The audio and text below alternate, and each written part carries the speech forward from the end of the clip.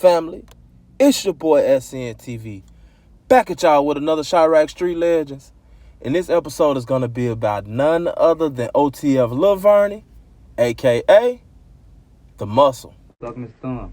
What the fuck going on now? Straight. Try to shake your hand. Hear me, Ben. What up, B? In this shit with the gang, man. We in fucking 7-Eleven shit tweaking, man. Got the gang in this bitch, man. You just start getting 100,000, man. Niggas know how we coming, man. We still out here. Folks know. Lil Varney claims Lamron, O-Block, and OTF, but he is originally from the Calumet buildings. As a matter of fact, he is the son of one of the biggest BDs from over in that area, Big Varney, who also has a twin brother named Varma, and they were known as the BD twins back in the day. Yeah, I made it to my stop back in the hood. Ran into somebody on the bus that know me though. Oh, yeah? What's up, little bro? Shit, it's an honor. It's an honor. I appreciate the love. He like, man, ain't you one of the twins? I'm like, yeah, I'm on the bus, bro. It's like, man, they talk about you all the way. Where they be talking about me at? Yeah, Minnesota, Minneapolis. Minnesota. Man, they talk about you all the way in Minnesota, Minneapolis. I appreciate the love of Minnesota, Minneapolis. Salute to all my soldiers, man. Stay humble, stay peaceful, man. But I'm enjoying this one thing they call life, man. This one life we live, I'm gonna make sure I enjoy it to the fullest, man. But I'm reaching to my stop. That's why I used to rock in them projects on 63rd King Drive where I'm pulling up at, popping off the bus. He is also the brother of Chief Wood, who was one of the co-founders of OTF. Back to That face me, boy.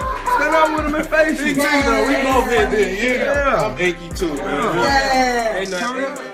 Lamron is clicked up with O-Block, Tay-Town, 600, and THF.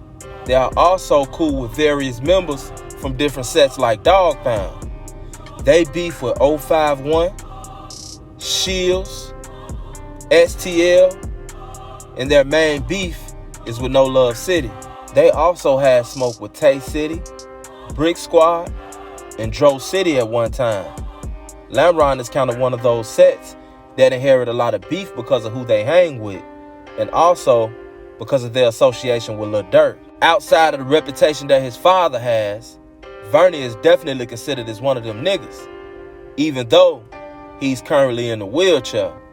The things that Varney did before he got in that wheelchair is what earned him the name The Muscle, given to him by none other than Lil Durk himself.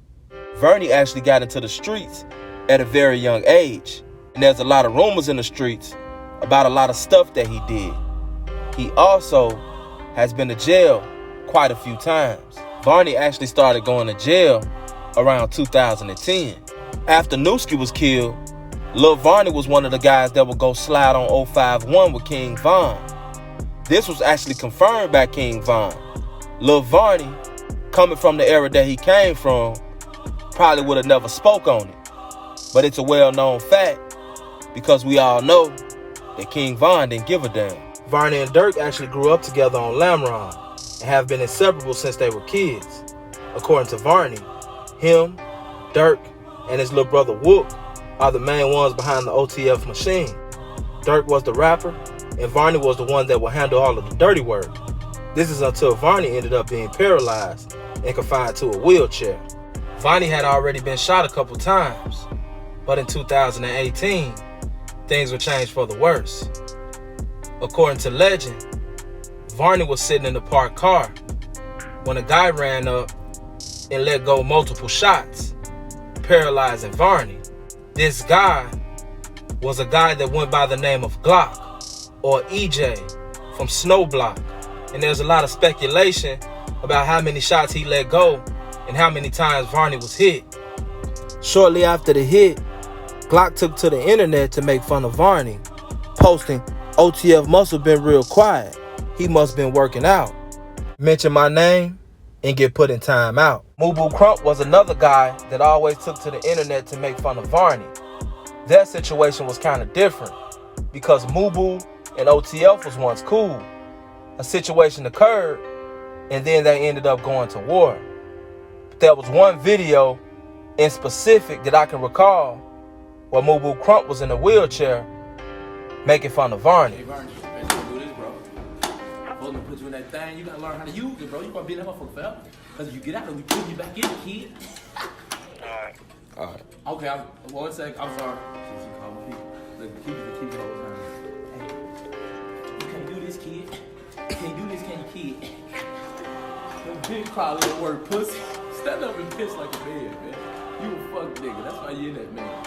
But you can't do this, though, kid. Wheelchair challenge. And I want all y'all to tag Lil Varney. This is a wheelchair challenge. Tag me, tag him in this stuff. The muscle, I'm the real muscle. See, my dick work. I'm the real muscle. And I stand up and piss like a man. Shortly after making that video, Crump also ended up being killed.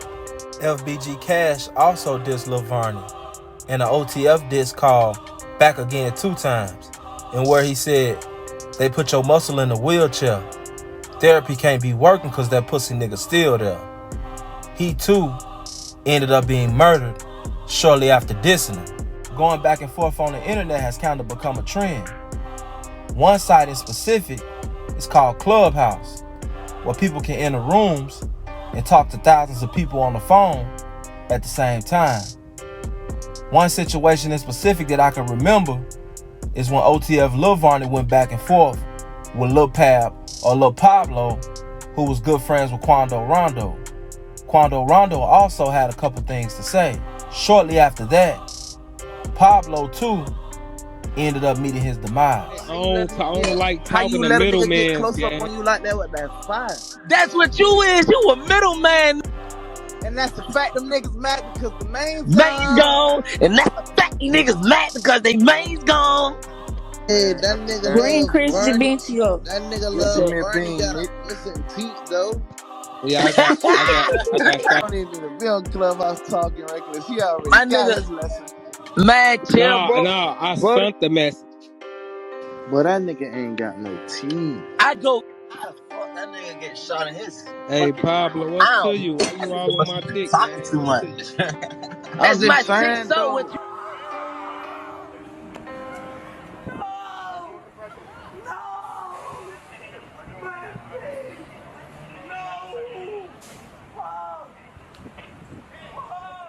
Me mentioning these killings is not implying that Varney did them or had something to do with them. I just find it a strange coincidence that every time someone disses Varney about being in a wheelchair, they end up dead. But I do recall something that Dirk said in his latest album, 7220, when he said, I'm just waiting on my chance. If Varney say that nigga dead, then that nigga dead. Here recently, Varney's been working on his music. About a year ago, he dropped a video that already has 250,000 views. He dropped another video called Recipe, in which FBG Young and Mama Duck had something to say about because they felt like he was dissing FBG Cash and FBG Duck. I hope that Varney keeps his head up and he continues making his music and doesn't let anyone or anything get him off track. And I think that what we can learn from the story about Lil Varney is this. 2 things. We all know that there's a such thing as speaking things into existence. I feel as though you have the power of life within the tongue. What do I mean by that? You can speak positive things into existence, and you can speak negative things into existence. And even though I don't feel like Varney had anything to do with some of the deaths that I just named, I do feel as though they may have cursed themselves with the things that they said out of their mouth when it came to that dissing. This is why, if you listen to SNTV, I'm always speaking positive. Because I know that as long as I'm speaking positive, positive things will come into my life. I don't got time to be speaking negative things into my life when negative things are going to inevitably enter my life anyway. 2, there's a such thing as becoming too proud. There's a such thing as being too bold, too cocky. We do certain things and we expect certain results. we fail to realize that out of the things that we do, whether good or bad, there's going to be people that appreciate it, and there's going to be people that hate it. Most of the time, it's going to be more people that hate it than appreciate it. Whatever you do, you got to do that going in knowing that this is a simple fact about human nature. Always stay humble and never be too proud.